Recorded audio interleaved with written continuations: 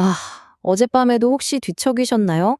천장만 멍하니 바라보면서 아니 대체 왜 이렇게 잠이 안 오는 거야 하고 답답해 하신 적 정말 많으시죠? 근데요, 괜찮습니다. 그게 절대 여러분 혼자만 겪는 문제가 아니거든요. 오늘 저랑 같이 어떻게 하면 다시 편안한 밤을 되찾을 수 있을지 그 구체적인 방법들을 하나하나 짚어볼게요. 정말 침대에 누워서 뒤척이는 시간은 점점 길어지고 잠은 왜 이렇게 얕아지는지 그러다 보면 다음날 아침에 개운하기는커녕 피곤함만 잔뜩 안고 하루를 시작하게 되잖아요. 이런 날이 반복되면 정말 지치죠. 근데 이게 생각보다 훨씬 더 많은 분들이 겪고 있는 일이라는 거 알고 계셨나요? 실제로 연구를 보니까요, 노년층의 무려 절반, 그러니까 50%가 수면 문제를 겪고 있다고 해요. 정말 놀라운 숫자죠? 그러니까 길 가다 만나는 두 분 중 한 분은 밤에 잠들기 어렵거나 자다가 자꾸 깨는 걸 경험하고 있다는 뜻이에요. 이건 절대 내가 유별나서가 아니라 정말 많은 분들이 함께 겪고 있는 공통의 문제라는 겁니다. 자, 그럼 한번 제대로 파고 들어볼까요? 도대체 왜 나이가 들면서 잠의 패턴이 이렇게 바뀌는 걸까요? 여기에는 아주 분명한 생물학적인 이유가 있거든요. 이걸 알고 나면, 아, 지금 내가 겪는 변화가 지극히 자연스러운 거구나 하고 조금은 마음이 놓이실 거예요. 핵심은 바로 잠의 질, 그러니까 수면 구조가 달라지는 데 있어요. 우리 뇌도 나이가 들면서 자연스럽게 변하거든요. 젊었을 때처럼 정말 깊고 푹 자는 잠 있잖아요. 그 서파 수면이라고 하는 그 시간이 줄어들고 대신 얕은 잠의 비율이 늘어나는 거죠. 그러니까 당연히 밤에 더 자주 깨게 되고 한 번 깨면 다시 잠들기가 어려워지는 거예요. 이건 정말 지극히 정상적인 변화입니다. 바로 이 지점이 정말 중요합니다. 잘 들으세요. 잠의 패턴이 변하는 것하고 만성불면증은 완전히 다른 문제예요. 우리 몸이 필요로 하는 잠의 총량은 젊을 때나 지금이나 크게 다르지 않거든요. 그러니까 만성적인 불면증을 아휴, 나이 들어서 그래 하고 당연하게 받아들이시면 절대 안 됩니다. 그럼 도대체 뭐가 우리를 이렇게 잠 못 들게 하는 걸까요? 그 주범이 바로 이 과각성이라는 상태입니다. 몸은 진짜 천근만근 피곤한데 정신은 이상하게 말똥말똥한 경험 다들 있으시죠? 딱 그거예요. 마치 우리 몸에서 비상경보가 꺼지지 않고 계속 울리는 것처럼 몸과 마음이 계속 긴장 상태를 유지하는 거죠. 스트레스 호르몬이 계속 나오니까 뇌가 이제 그만 쉬어 라는 신호를 못 보내는 거예요. 자, 이제부터는 해결책으로 넘어가 보겠습니다. 우리가 꿀잠이라는 집을 짓는다고 생각하면 가장 먼저 해야 할 일은 뭘까요? 맞습니다. 바로 기초를 탄탄하게 다지는 거죠. 그게 바로 수면 위생을 바로잡는 겁니다. 매일의 습관과 잠자는 환경부터 제대로 만드는 것. 여기서부터 시작해야 해요. 자, 여기 있는 것들이 바로 그 기초공사, 즉 숙면을 위한 가장 기본적이면서도 정말 강력한 도구들입니다. 하나하나가 다 중요하지만 예를 들어 매일 같은 시간에 자고 일어나는 것만으로도 우리 몸의 생체 시계가 딱 제자리를 찾게 돼요. 아침 햇살은 뇌에 자, 이제 하루 시작이야 하는 스위치를 켜주는 거고요. 그리고 제가 특히 강조하고 싶은 거, 바로 시계 보지 않기입니다. 침대에 누워서 벌써 2시네, 망했다 하는 순간 불안감이 확 몰려오면서 아까 말한 그 과각성 상태로 직행하는 거거든요. 근데 아마 이런 생각하시는 분들 계실 거예요. 아니, 나 그런 거 다 해봤는데도 잠이 안 와. 맞아요. 이런 좋은 습관만으로는 해결되지 않는 더 고질적인 밤들이 있죠. 그럴 땐 좀 더 적극적인 방법, 한 단계 더 나아간 방법이 필요합니다. 이제부터는 우리 뇌를 직접 훈련시키는 단계로 들어가 볼게요. 그렇다면 전문가들이 이구동성으로 이게 최고다, 이게 정답이다 라고 말하는 방법은 뭘까요? 바로 불면증 인지행동 치료, 줄여서 CBTI라고 부르는 겁니다. 이게 왜 황금표준이라고 불리냐면 약 없이 오로지 나의 잘못된 수면 습관과 생각을 교정해서 일시적인 게 아니라 정말 지속적인 효과를 만들어내는 과학적으로 검증된 방법이기 때문이에요. 좀 더 쉽게 말해볼까요? CBTI는 약에 의존하는 게 아니라 내가 스스로 잠자는 기술을 배우는 수면 트레이닝 같은 거예요. 예를 들어, 나 오늘도 분명 잠 못 잘 거야 같은 부정적인 생각을 바꾸고 침대, 는 잠 못 자고 뒤척이는 괴로운 곳이라는 이 잘못된 연결고리를 끊어내는 훈련을 하는 거죠. 자, 그 훈련의 핵심 기술 중 하나가 바로 이 20분 규칙입니다. 이거 정말 간단한데 효과는 엄청나요. 생각해보세요. 침대에서 잠도 안 오는데 계속 누워 뒤척이면 우린 뇌는 침대는 고통스러운 곳이구나 하고 학습해버려요. 그러니까 20분이 지났는데도 잠이 안 온다? 그럼 과감하게 일어나세요. 그리고 거실 같은 데서 조용히 책이라도 읽다가 정말로 졸음이 쏟아질 때 그때 다시 침대로 돌아가는 겁니다. 이걸 반복하면 뇌가 침대는 잠자는 곳이지 하고 다시 배우게 되는 거예요. 아까 말했던 그 과각성 상태, 즉 몸과 마음이 계속 긴장해 있는 상태를 풀어주는 데는 이런 이원 기법들이 정말 큰 도움이 됩니다. 근육의 긴장을 직접 풀어주거나 478 호흡법처럼 숨을 조절해서 심장을 진정시키는 거죠. 제가 개인적으로 정말 유용하다고 생각하는 건 이 걱정 시간 정하기예요. 밤에 머릿속을 맴도는 걱정거리들을 그냥 종이에 다 적는 거예요. 그리고 이렇게 약속하는 거죠. 너희들은 내일 오후 4시에 내가 처리해 줄게. 이렇게 걱정하고 약속 시간을 정해주면 우리 뇌가 지금은 걱정할 시간이 아니구나 하고 휴식을 허락하게 됩니다.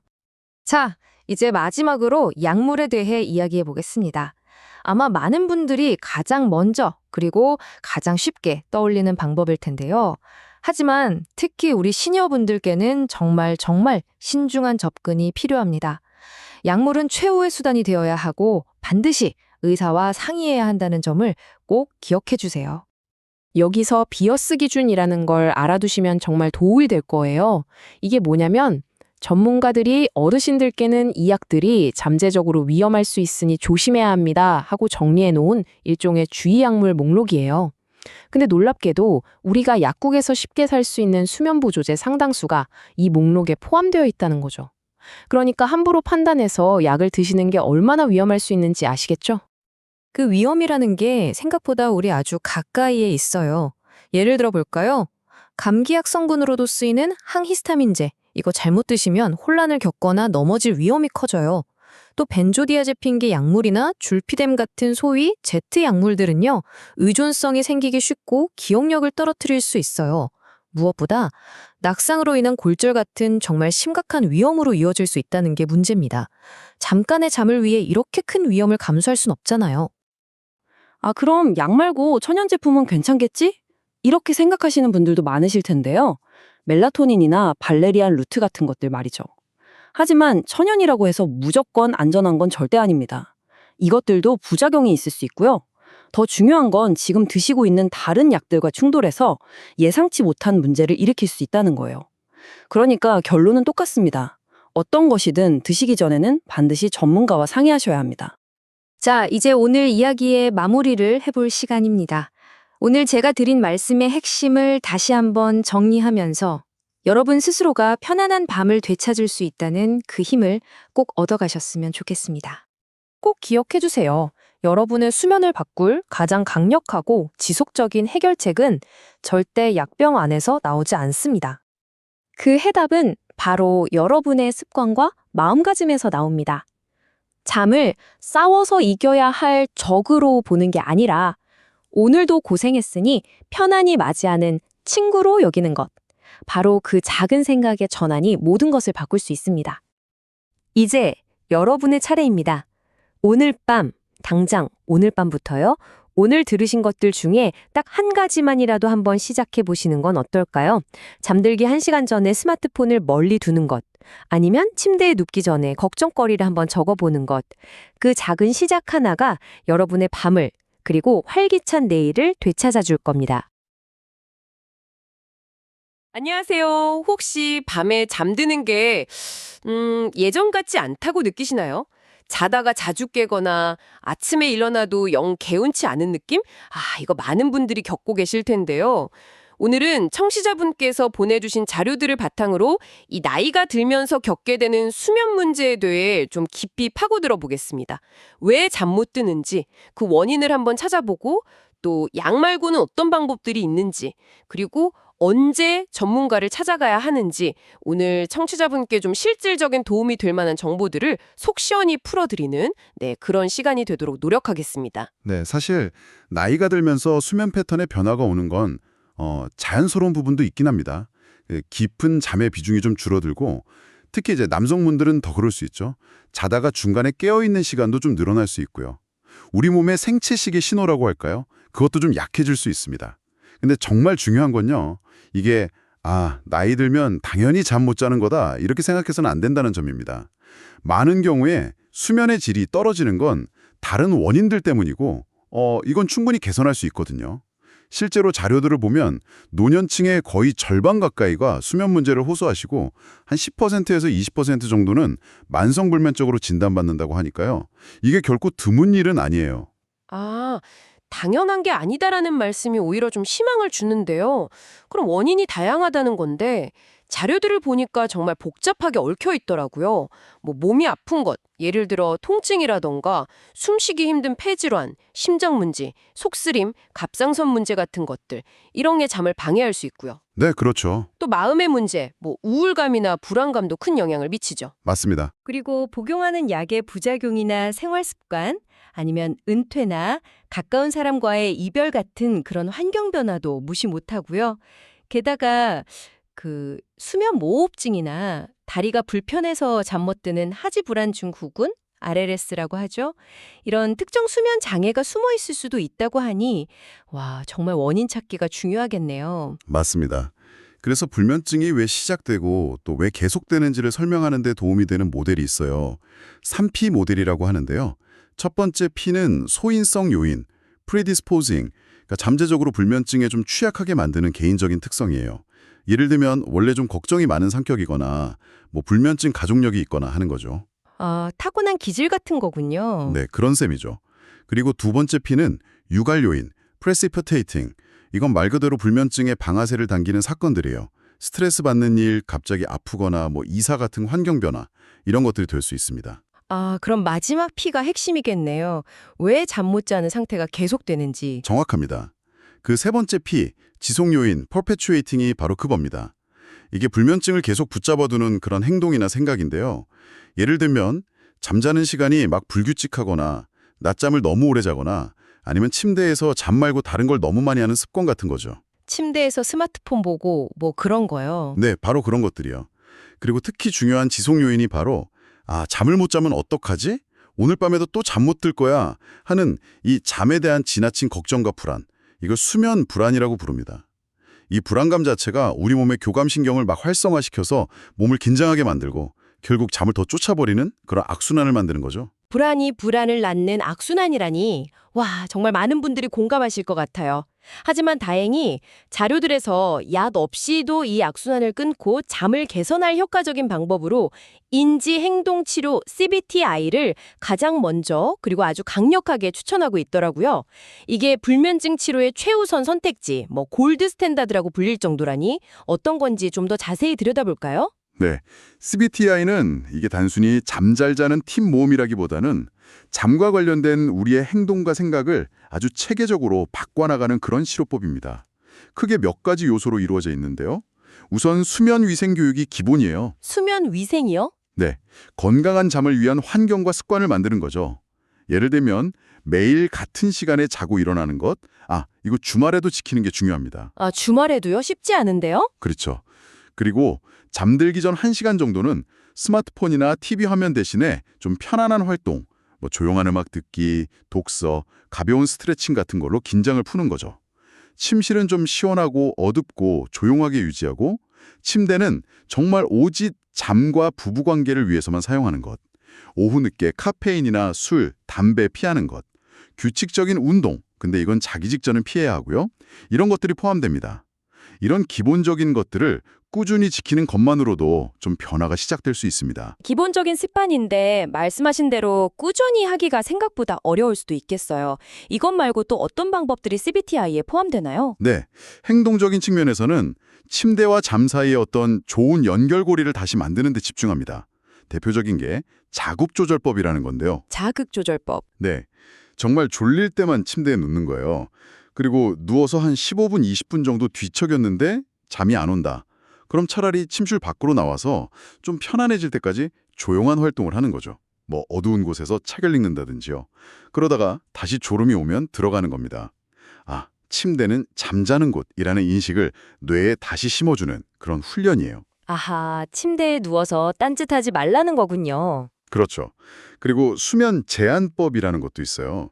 이건 침대에 누워있는 시간을 실제 잠자는 시간에 가깝게 좀 조절해서 수면 효율을 높이고 잠자고 싶다는 욕구를 강하게 만드는 방법입니다. 오, 잠자는 시간을 줄인다고요? 더 피곤할 것 같은데요? 초기에는 그럴 수 있습니다. 하지만 장기적으로 보면 얕은 잠을 줄이고 깊은 잠을 늘리는데 효과적이라고 알려져 있어요. 물론 이건 전문가의 지도하에 좀 점진적으로 진행해야 하고요. 이 외에도 몸의 긴장을 푸는 이완 기법들, 뭐 예를 들어 복식호흡이나 명상, 근육 이완법 같은 것도 도움이 많이 됩니다. 행동뿐 아니라 생각도 바꾼다고 하셨잖아요. 그건 어떤 건가요? 인지 기법이라고 하셨죠? 네, 맞습니다. 그게 바로 임지기법이에요. 잠에 대한 어떤 비합리적이거나 부정적인 생각들, 그런 믿음들을 찾아내서 도전하는 겁니다. 예를 들어서 난 오늘 잠을 놓자. 8시간은 무조건 자야 해. 같은 이런 완벽주의적인 생각이 오히려 불안을 키우고 잠을 방해하거든요. 저도 가끔 그런 생각하는데요. 꼭 8시간 자야 할 것 같고. 그렇죠. 그런 생각들이 정말 사실인지, 혹시 다른 방식으로 생각할 수는 없는지 검토해보는 거죠. 그리고 걱정 시간 정하기라는 기법도 꽤 유용합니다. 걱정 시간이요? 네. 잠자리에 들기 한참 전에요. 저녁에 특정 시간, 한 15분 정도를 정해서 그날의 걱정거리를 미리 좀 적어보고 고민하는 거예요. 그러면 막상 잠자리에 누웠을 때 아까 다 걱정했으니까 지금은 그만 하고 생각을 끊기가 좀 더 수월해집니다. 결국 이 CBTI라는 건 단순히 습관 개선이 아니라 잠에 대한 뇌의 어떤 잘못된 연상과 반응을 재훈련하는 과정이다. 이렇게 이해하시면 좋을 것 같아요. 와, 뇌를 재훈련한다? 표현이 확 와닿네요. 단순히 약으로 잠을 유도하는 거랑은 정말 근본적으로 다른 접근법이군요. 근데 아까 자료들 보니까 자는 자세도 중요하다고 강조하던데요. 혹시 뭐 피해야 할 자세가 있을까요? 네, 자세도 의외로 중요합니다. 가장 좀 권장되지 않는 자세는 엎드려 자는 자세예요. 이게 목이랑 허리에 부담을 주고 얼굴이 눌리면서 숨쉬기도 좀 불편하고 뇌 혈류에도 좋지 않을 수 있습니다. 엎드려 자는 거 편한데 안 좋군요. 네, 그리고 편하다고 생각하기 쉬운 리클라이너 의자에서 자는 것도요. 이게 다리 혈액순환을 방해해서 혈전 위험을 높일 수 있다는 지적이 있고요. 또 팔을 베개 밑에 이렇게 넣고 자는 습관도 신경이나 혈관이 눌릴 수 있으니 피하는 게 좋습니다. 그럼 어떤 자세가 가장 좋을까요? 일반적으로는 옆으로 눕는 자세랑 바로 눕는 자세를 권장합니다. 특히 왼쪽으로 누우면 위산 역류나 코골이, 수면 무호흡 완화에 좀 도움이 될 수 있고요. 심장으로 돌아오는 혈액순환에도 유리하다고 알려져 있어요. 오, 왼쪽으로 눕는 게요. 신기하네요. 네. 옆으로 누울 때는 목이란 척추가 일직선이 되도록 베개 높이를 잘 맞추고 무릎 사이에 작은 베개를 끼우면 골반이랑 허리가 좀 편안해집니다. 바로 눕는 자세는 척추 정렬에는 가장 좋지만 코골이나 수면 무호흡에 좀 심해질 수 있다는 단점이 있죠. 허리가 불편하다면 무릎 밑에 베개를 받쳐서 부담을 줄여주는 게 좋고요. 역시 어떤 자세든 목 높이에 맞는 베개 선택이 정말 중요합니다. 자세만 바꿔도 좀 더 편안한 밤을 보낼 수 있겠네요. 자, 그런데 이런 노력에도 불구하고 잠이 안 올 때, 많은 분들이 약국이나 온라인에서 쉽게 구할 수 있는 제품에 먼저 눈길이 가잖아요. 멜라토닌이나 허브 보조제, 아니면 수면 유도제라고 써있는 일반 의약품들요. 이런 것들은 좀 어떨까요? 이 부분은 정말 신중하게 접근해야 합니다. 먼저 천연허브 보조제부터 좀 보면요. 멜라토닌은 우리 몸에서 나오는 수면 관련 호르몬이잖아요. 이게 시차 적응이나 잠드는 데 약간 도움이 될 수 있다는 연구도 있지만 사실 효과가 크지 않거나 좀 일관되지 않다는 보고가 더 많습니다. 게다가 두통, 메스꺼움, 낯졸림 같은 부작용도 있고 특히 노인분들은 저혈압이나 체온 저하 위험도 고려해야 해요. 다른 약과의 상호작용도 문제될 수 있고요. 멜라토닌이 생각보다 효과가 확실하진 않군요. 네. 그리고 발레리안 뿔이나 테모마일 같은 허브들도 오랫동안 사용되어 왔지만 수면 개선 효과에 대한 과학적 근거는 아직 좀 부족하거나 엇갈리는 편이에요. 뭐 가벼운 진정 효과 정도는 기대할 수 있겠지만 역시 부작용 가능성이 있습니다. 아, 천연이라고 해서 무조건 안전한 건 아니군요. 그렇죠. 그리고 더 지민한 건 이런 보조제들은 의약품처럼 그렇게 엄격한 규제를 받지 않아요. 그래서 제품마다 성분 함량이나 순도, 실제 효과와 안전성이 보장되지 않을 수 있다는 점입니다. 그래서 그냥 천연이니까 괜찮겠지? 하고 섣불리 복용하시기보다는 반드시 의사나 약사와 먼저 상의하시는 게 현명합니다. 그럼 약국에서 처방 없이 살 수 있는 그 수면 유도제는 어떤가요? 감기약 성분 들어있는 그런 약들 말씀하시는 거죠? 네, 맞습니다. 주로 항히스타민제 성분, 디펜히드라민이나 독시라민 같은 성분을 이용한 약들인데요. 원래는 알레르기 증상을 완화하는 약인데 그 부작용인 졸음을 이용해서 수면 유도제로 판매하는 거죠. 하지만 자료들은 하나같이 특히 노년층에게는 이 성분들을 권장하지 않는다고 강조합니다. 아, 권장하지 않는다고요? 왜죠? 이유는 항콜린 작용이라는 것 때문인데요. 이게 몸 안에 특정 신경 전달 물질을 차단해서 졸음 외에도 입마름, 변비, 소변 보기 힘든 증상은 물론이고요. 더 심각하게는 인지기능 저하, 혼돈 상태, 그리고 낙상 위험을 크게 높일 수 있습니다. 그래서 전문가들이 만든 노인 부족절 약물 목록이라고 있어요. 비어스 리스트라고 하는데 거기에도 이 성분들이 포함되어 있습니다. 다음 날까지 몽롱함이 지속될 수도 있고요. 와, 쉽게 구할 수 있다고 해서 안전한 약은 절대 아니군요. 꼭 기억해야겠습니다. 네, 맞습니다. 그럼 의사의 처방이 필요한 전문의약품 수면제는 언제, 어떤 경우에 고려해 볼 수 있을까요? 처방수면제는 보통 아까 말씀드린 CBT-I 같은 비약물적 치료를 충분히 시도했는데도 효과가 없거나 또는 불면증의 원인이 되는 다른 좀 심각한 문제, 예를 들어 심한 우울증이나 불안장애 같은 게 동반될 때 고려합니다. 예전에 많이 쓰던 벤조디아제핀 계열 약물은 좀 의존성이나 기억력 저하, 낙상 위험 같은 부작용 때문에 요즘은 사용을 줄이는 추세예요. 아, 그래서 요즘은 잘 안 쓰는군요. 네, 대신 Z-drugs, 졸피뎀 같은 얘기죠. 이런 비벤조디아제핀 계열 약물을 쓰기도 하는데 이 약들도 여전히 낮 동안 졸음이나 어지러움, 드물지만 수면 중에 이상행동 같은 위험이 있어서 주의가 필요합니다. 최근에는 뇌의 각성 시스템에 작용하는 좀 새로운 기전의 약물, 오렉신 수용체 기량제라는 것도 나왔고요. 근데 어떤 약이든 중요한 원칙은 가장 낮은 효과적인 용량으로 시작해서 가능한 짧은 기간 동안만 사용하는 것을 목표로 하고요. 반드시 의사와 충분히 상의해서 결정해야 한다는 겁니다. 특히 노년층은 약물 부작용에 더 취약할 수 있으니까 더욱 신중해야 하고요. 네, 약은 정말 최후의 수단으로 전문가와 꼭 상의하고 신중하게 접근해야겠네요. 와, 오늘 정말 많은 정보를 다뤘는데요. 듣고 계신 청취자분들이 이것만은 꼭 기억하자 할 만한 핵심 메시지 다시 한번 정리해 주실 수 있을까요? 네, 가장 중요한 건 나이 탓으로 돌리지 말자는 겁니다. 노년기 수면 문제는 충분히 관리하고 개선할 수 있습니다. 그리고 해결책을 찾을 때 약보다는 인지행동치료, CBT-I 같은 비약물적 방법을 먼저 시도해 보시라는 것. 건강한 수면 습관, 즉 수면 위생을 꾸준히 지키는 것이 모든 것의 시작이라는 점도요. 네, 나이 탓 금지, 비약물적 접근 우선, 수면 위생. 그렇죠. 또 막연히 잠을 못 잔다고 생각하기보다 자신의 수면 패턴을 좀 구체적으로 파악하는 게 중요해요. 간단한 수면 일지를 써보는 것만으로도 큰 도움이 됩니다. 언제 자고 언제 깼는지, 낮에는 어땠는지 이런 걸 기록하다 보면 문제의 실마리를 찾을 수 있거든요. 아, 수면 일지 좋은 방법이네요. 그리고 새로운 보조제나 약을 시도하기 전, 또 수면 문제가 계속된다면 망설이지 말고 의사나 수면 전문가와 상담하세요. 마지막으로 너무 조급해하지 마세요. 작은 변화라도 꾸준히 실천하는 것이 중요합니다. 천천히요. 네, 나이 탓 금지, 비약물적 접근 우선, 수면 습관과 패턴 파악, 그리고 전문가 상담. 정말 중요한 핵심이네요. 감사합니다. 오늘 저희가 함께 살펴본 내용들이 청취자분들의 숙면을 되찾는데 조금이나마 도움이 되었으면 좋겠습니다. 마지막으로 한 가지만 덧붙이고 싶습니다. 우리가 흔히 몇 시간 잤나 하는 그 숫자에 얽매이기 쉬운데요.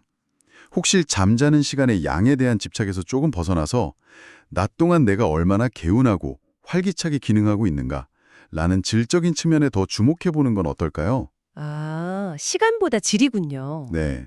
시계가 보여주는 숫자보다 청취자분 스스로 느끼는 만족감과 삶의 질이야말로 어쩌면 더 중요한 성공의 기준일 수 있습니다. 부디 오늘 나눈 이야기들이 편안한 밤으로 가는 길을 밝혀주는 작은 등불이 되기를 바랍니다. 말씀의 핵심을 다시 한번 정리하면서 여러분 스스로가 편안한 밤을 되찾을 수 있다는 그 힘을 꼭 얻어가셨으면 좋겠습니다. 꼭 기억해 주세요. 여러분의 수면을 바꿀 가장 강력하고 지속적인 해결책은 절대 약병 안에서 나오지 않습니다. 그 해답은 바로 여러분의 습관과 마음가짐에서 나옵니다. 잠을 싸워서 이겨야 할 적으로 보는 게 아니라 오늘도 고생했으니 편안히 맞이하는 친구로 여기는 것. 바로 그 작은 생각의 전환이 모든 것을 바꿀 수 있습니다. 이제 여러분의 차례입니다. 오늘 밤, 당장 오늘 밤부터요. 오늘 들으신 것들 중에 딱 한 가지만이라도 한번 시작해 보시는 건 어떨까요? 잠들기 1시간 전에 스마트폰을 멀리 두는 것, 아니면 침대에 눕기 전에 걱정거리를 한번 적어보는 것. 그 작은 시작 하나가 여러분의 밤을, 그리고 활기찬 내일을 되찾아 줄 겁니다. 아, 어젯밤에도 혹시 뒤척이셨나요? 천장만 멍하니 바라보면서 아니 대체 왜 이렇게 잠이 안 오는 거야 하고 답답해하신 적 정말 많으시죠? 근데요, 괜찮습니다. 그게 절대 여러분 혼자만 겪는 문제가 아니거든요. 오늘 저랑 같이 어떻게 하면 다시 편안한 밤을 되찾을 수 있을지 그 구체적인 방법들을 하나하나 짚어볼게요. 정말 침대에 누워서 뒤척이는 시간은 점점 길어지고 잠은 왜 이렇게 얕아지는지, 그러다 보면 다음날 아침에 개운하기는커녕 피곤함만 잔뜩 안고 하루를 시작하게 되잖아요. 이런 날이 반복되면 정말 지치죠. 근데 이게 생각보다 훨씬 더 많은 분들이 겪고 있는 일이라는 거 알고 계셨나요? 실제로 연구를 보니까요. 노년층의 무려 절반, 그러니까 50%가 수면 문제를 겪고 있다고 해요. 정말 놀라운 숫자죠? 그러니까 길 가다 만나는 2분 중 1분은 밤에 잠들기 어렵거나 자다가 자꾸 깨는 걸 경험하고 있다는 뜻이에요. 이건 절대 내가 유별나서가 아니라 정말 많은 분들이 함께 겪고 있는 공통의 문제라는 겁니다. 자, 그럼 한번 제대로 파고 들어볼까요? 도대체 왜 나이가 들면서 잠의 패턴이 이렇게 바뀌는 걸까요? 여기에는 아주 분명한 생물학적인 이유가 있거든요. 이걸 알고 나면 지금 내가 겪는 변화가 지극히 자연스러운 거구나 하고 조금은 마음이 놓이실 거예요. 핵심은 바로 잠의 질, 그러니까 수면 구조가 달라지는 데 있어요. 우리 뇌도 나이가 들면서 자연스럽게 변하거든요. 젊었을 때처럼 정말 깊고 푹 자는 잠 있잖아요. 그 서파 수면이라고 하는 그 시간이 줄어들고 대신 얕은 잠의 비율이 늘어나는 거죠. 그러니까 당연히 밤에 더 자주 깨게 되고 한번 깨면 다시 잠들기가 어려워지는 거예요. 이건 정말 지극히 정상적인 변화입니다. 바로 이 지점이 정말 중요합니다. 잘 들으세요. 잠의 패턴이 변하는 것하고 만성불면증은 완전히 다른 문제예요. 우리 몸이 필요로 하는 잠의 총량은 젊을 때나 지금이나 크게 다르지 않거든요. 그러니까 만성적인 불면증을 나이 들어서 그래 하고 당연하게 받아들이시면 절대 안 됩니다. 그럼 도대체 뭐가 우리를 이렇게 잠 못 들게 하는 걸까요? 그 주범이 바로 이 과각성이라는 상태입니다.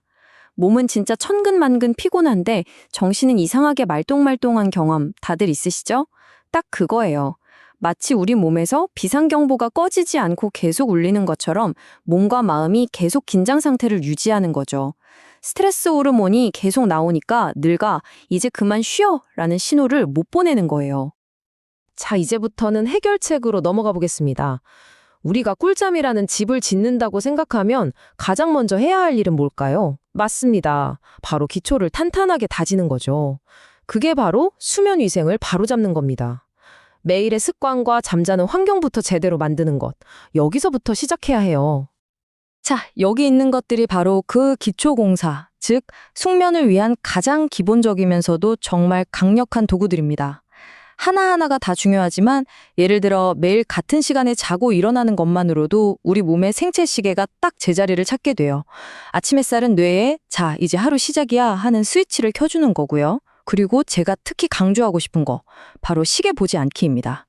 침대에 누워서 벌써 2시네, 망했다 하는 순간 불안감이 확 몰려오면서 아까 말한 그 과각성 상태로 직행하는 거거든요. 근데 아마 이런 생각하시는 분들 계실 거예요. 아니, 나 그런 거 다 해봤는데도 잠이 안 와. 맞아요. 이런 좋은 습관만으로는 해결되지 않는 더 고질적인 밤들이 있죠. 그럴 땐 좀 더 적극적인 방법, 한 단계 더 나아간 방법이 필요합니다. 이제부터는 우리 뇌를 직접 훈련시키는 단계로 들어가 볼게요. 그렇다면 전문가들이 이구동성으로 이게 최고다, 이게 정답이다 라고 말하는 방법은 뭘까요? 바로 불면증 인지행동치료, 줄여서 CBTI라고 부르는 겁니다. 이게 왜 황금표준이라고 불리냐면 약 없이 오로지 나의 잘못된 수면 습관과 생각을 교정해서 일시적인 게 아니라 정말 지속적인 효과를 만들어내는 과학적으로 검증된 방법이기 때문이에요. 좀 더 쉽게 말해볼까요? CBTI는 약에 의존하는 게 아니라 내가 스스로 잠자는 기술을 배우는 수면 트레이닝 같은 거예요. 예를 들어, 나 오늘도 분명 잠 못 잘 거야 같은 부정적인 생각을 바꾸고 침대는 잠 못 자고 뒤척이는 괴로운 곳이라는 이 잘못된 연결고리를 끊어내는 훈련을 하는 거죠. 자, 그 훈련의 핵심 기술 중 하나가 바로 이 20분 규칙입니다. 이거 정말 간단한데 효과는 엄청나요. 생각해보세요. 침대에서 잠도 안 오는데 계속 누워 뒤척이면 우린 뇌는 침대는 고통스러운 곳이구나 하고 학습해버려요. 그러니까 20분이 지났는데도 잠이 안 온다? 그럼 과감하게 일어나세요.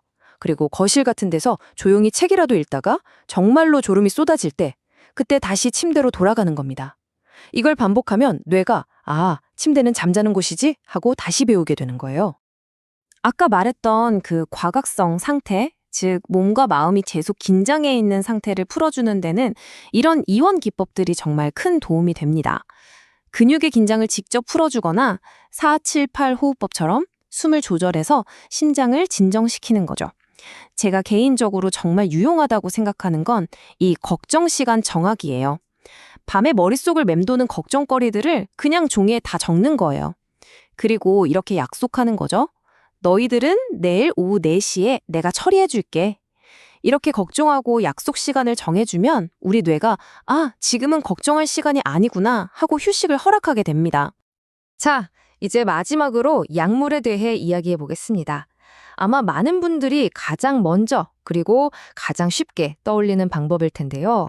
하지만 특히 우리 시니어분들께는 정말 신중한 접근이 필요합니다. 약물은 최후의 수단이 되어야 하고 반드시 의사와 상의해야 한다는 점을 꼭 기억해 주세요. 여기서 비어스 기준이라는 걸 알아두시면 정말 도움이 될 거예요.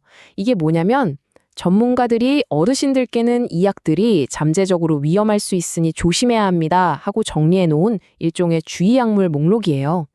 근데 놀랍게도 우리가 약국에서 쉽게 살 수 있는 수면보조제 상당수가 이 목록에 포함되어 있다는 거죠. 그러니까 함부로 판단해서 약을 드시는 게 얼마나 위험할 수 있는지 아시겠죠? 그 위험이라는 게 생각보다 우리 아주 가까이에 있어요. 예를 들어 볼까요? 감기약 성분으로도 쓰이는 항히스타민제. 이거 잘못 드시면 혼란을 겪거나 넘어질 위험이 커져요. 또 벤조디아제핀계 약물이나 줄피뎀 같은 소위 제트 약물들은요, 의존성이 생기기 쉽고 기억력을 떨어뜨릴 수 있어요. 무엇보다 낙상으로 인한 골절 같은 정말 심각한 위험으로 이어질 수 있다는 게 문제입니다. 잠깐의 잠을 위해 이렇게 큰 위험을 감수할 순 없잖아요. 그럼 약 말고 천연 제품은 괜찮겠지? 이렇게 생각하시는 분들도 많으실 텐데요. 멜라토닌이나 발레리안 루트 같은 것들 말이죠. 하지만 천연이라고 해서 무조건 안전한 건 절대 아닙니다. 이것들도 부작용이 있을 수 있고요. 더 중요한 건 지금 드시고 있는 다른 약들과 충돌해서 예상치 못한 문제를 일으킬 수 있다는 거예요. 그러니까 결론은 똑같습니다. 어떤 것이든 드시기 전에는 반드시 전문가와 상의하셔야 합니다. 자, 이제 오늘 이야기의 마무리를 해볼 시간입니다. 오늘 제가 드린 말씀의 핵심을 다시 한번 정리하면서 여러분 스스로가 편안한 밤을 되찾을 수 있다는 그 힘을 꼭 얻어가셨으면 좋겠습니다. 꼭 기억해 주세요. 여러분의 수면을 바꿀 가장 강력하고 지속적인 해결책은 절대 약병 안에서 나오지 않습니다. 그 해답은 바로 여러분의 습관과 마음가짐에서 나옵니다.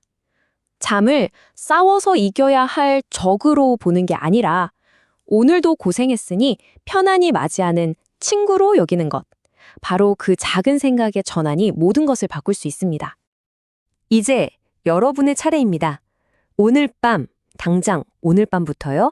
오늘 들으신 것들 중에 딱 한 가지만이라도 한번 시작해 보시는 건 어떨까요? 잠들기 1시간 전에 스마트폰을 멀리 두는 것, 아니면 침대에 눕기 전에 걱정거리를 한번 적어보는 것. 그 작은 시작 하나가 여러분의 밤을, 그리고 활기찬 내일을 되찾아 줄 겁니다.